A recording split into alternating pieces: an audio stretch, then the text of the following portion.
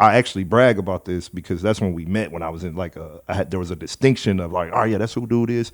But I booked Kweli probably 2013, 2012. He came out there, did the show.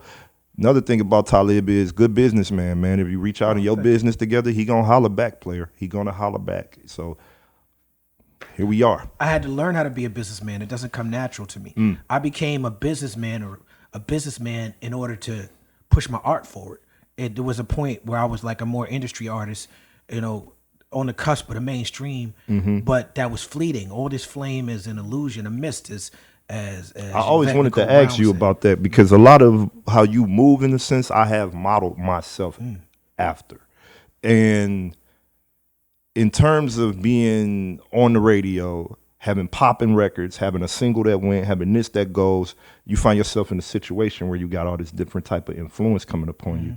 How did you navigate not falling into the pits that other artists fell into when the momentum from that stuff slowed up? I feel like I didn't. I feel like I did fall into those pits. I just have a solid background, solid upbringing, solid family behind me, solid movement, work behind me in my past. So even when I was falling into the pits, the trappings of fame, the trapping of celebrity, the trappings of greed and FOMO and wanting to be a part of everything,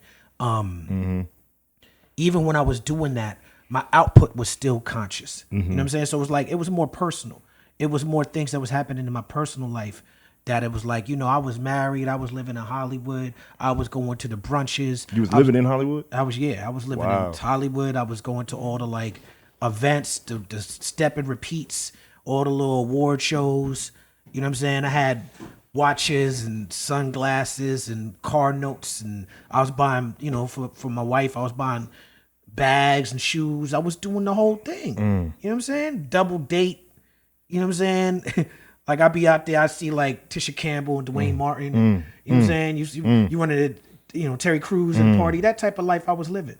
And it wasn't for me. I look back at pictures of myself from that time, and even though like I was still doing activist work, my records still reflected a conscious attitude. But in terms of how I was living, I felt like I was following a blueprint that was set up for me, but that I had to, in retrospect, it wasn't actually who I was. I thought that if you made it, you had to move out to Hollywood because there was more opportunities out there. You had to try to do the film thing. You had to have the Escalade. You had to have the chain. You had to have about what songs, records, moments bring you from Talib Kweli, the underground icon, to the dude living in Hollywood, going on double dates with celebs? And what brings you to what put you in that world? What put you in that? I think it was the desire to compete.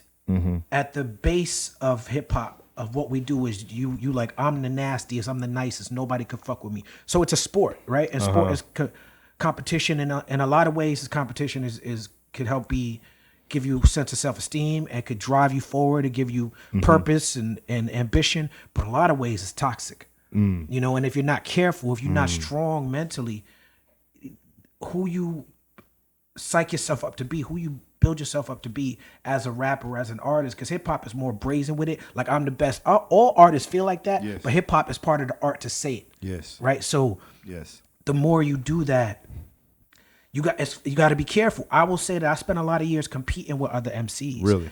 I don't do that no more. But I don't do that because I learned the hard way that that's not me. But when I was competing with other MCs, my whole thing was, I'm gonna come aggressive with the conscious, but I looked at it as a Trojan horse. I was like, everything that y'all doing is easy to do.